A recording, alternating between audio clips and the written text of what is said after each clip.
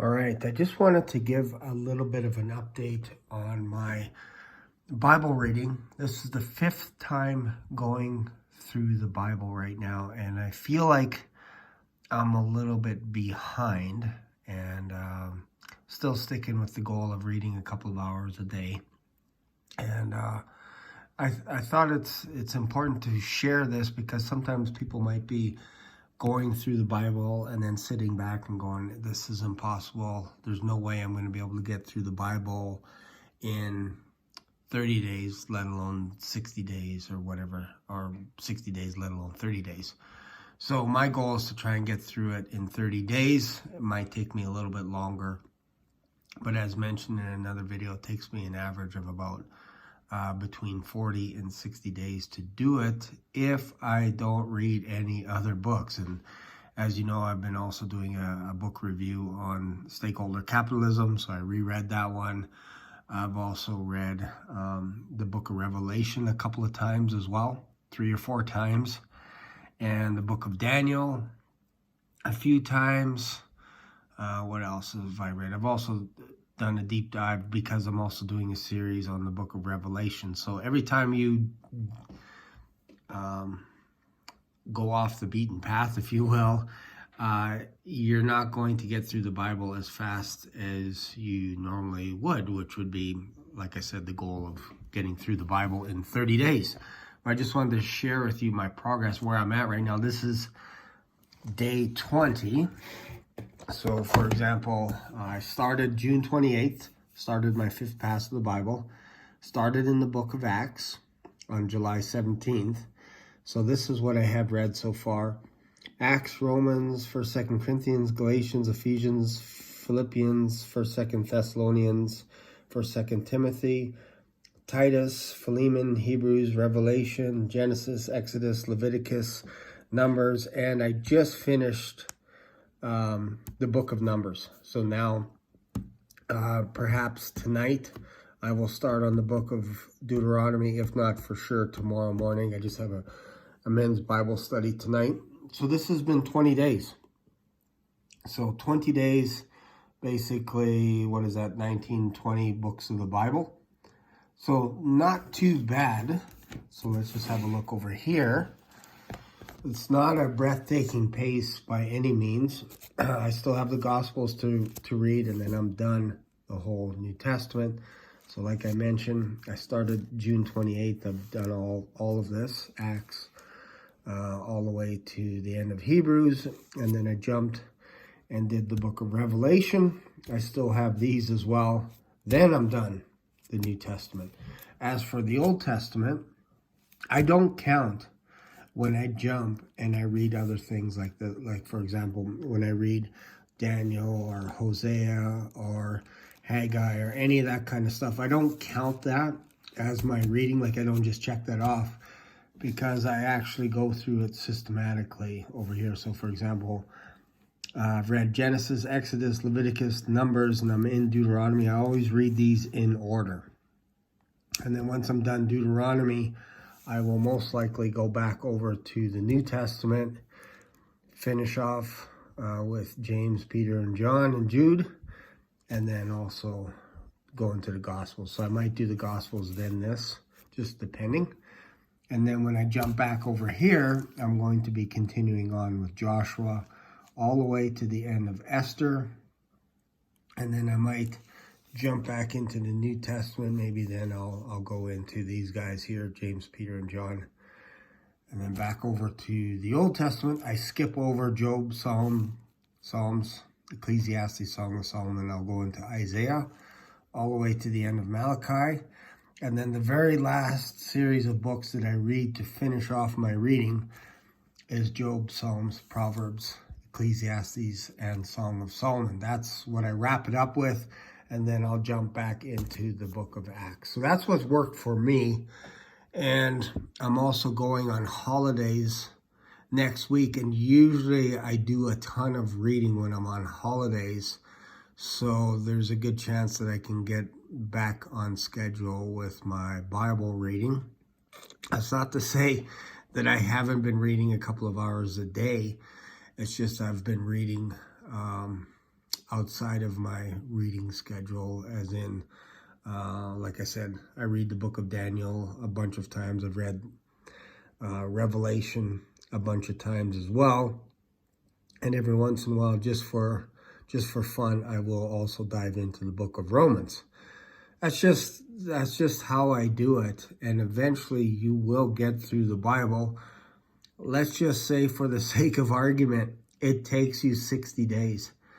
It hasn't taken me 60 days to get through the Bible since, I want to say, the end of last summer. So it's been about a year since it's taken me more than 60 days to get through the Bible. So I'm pretty confident that I'll be done this in less than 60 days. And realistically, it's probably going to be around the 40-day mark.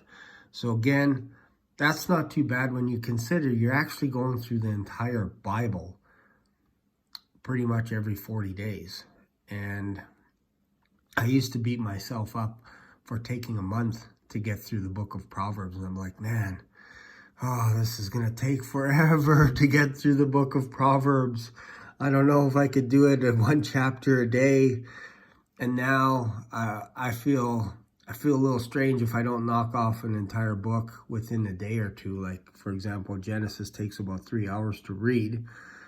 It's 56 pages long. And I would feel weird if I didn't finish the book of Genesis within a couple of days. I'd be like, oh, I must have read something else or whatever it is. That's just the way I think now, because in my head, because I've been doing this so many times, I kind of have an internal clock of how long each book should take me as well.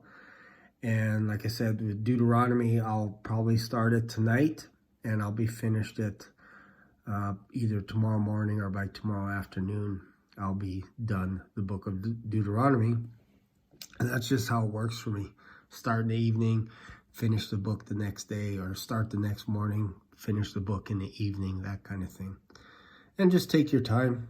You know, that's really what I do. People go, why don't you just meditate on one verse a day and all this kind of stuff? And for me, it's almost impossible to stick with just one verse all day long. Like, I can't do it. Now, having said that, if I've spent a couple of hours, for example, reading the book of Numbers, I have no problem going to another book like Daniel or Chronicles or Ezra or anywhere and just spending time meditating on a few verses, a few chapters or whatever. Why? Because I've put the work in already. I've put the work in of setting time aside. I set basically Monday till Sunday, 7 days a week, 2 hours aside. That is my reading time in the morning between 5 and 7 o'clock. Will I always read for the full 2 hours? No, but that's my reading window. Once I'm done reading, I can play around with other books of the Bible. That's how I do it.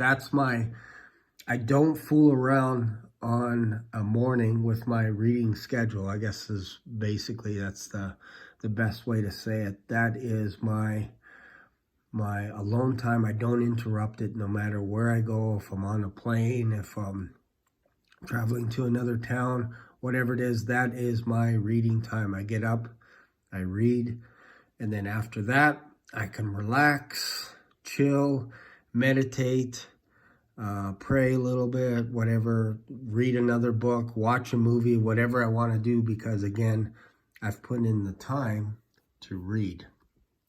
So hopefully that helps. Hopefully you get something out of this. My goal is not to brag, but to share with you actually what it takes to actually get through the Bible. And you're going to run into pockets where you're like, okay, after 20 days, it feels like I'm not very far. I'm almost halfway done.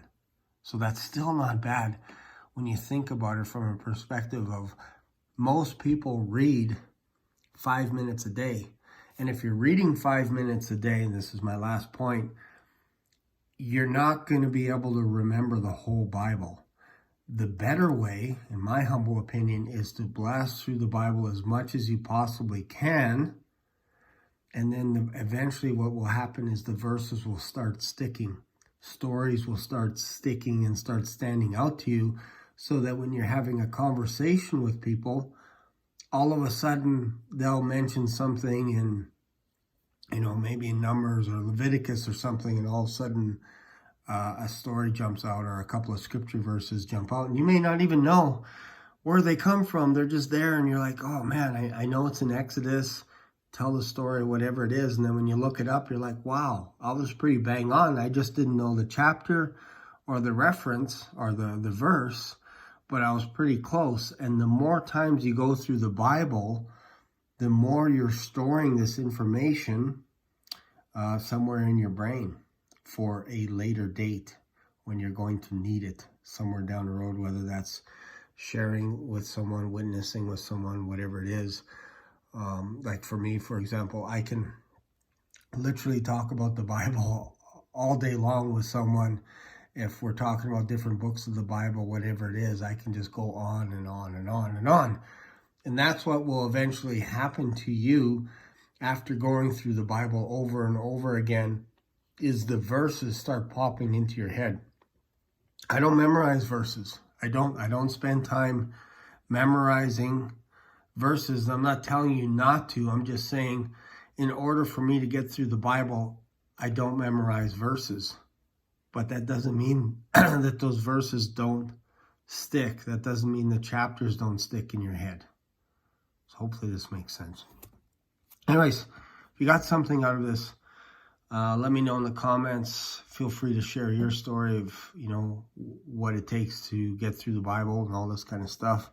You can also share if there's a book that you get stuck with that makes you a little bit of sleepy time, makes you go have a quick little nap. Let me know that as well, because that used to be me a long time ago. Now I don't get sleepy when I'm reading the Bible. I get tired, my brain gets full, but I'm never ever bored of the Bible, which I couldn't say that a couple of years ago. Used to be bored stiff with Leviticus. Used to be bored stiff with Chronicles. Could never make it through Chronicles. So hopefully that helps you out. Thanks for watching. See you later. Bye for now.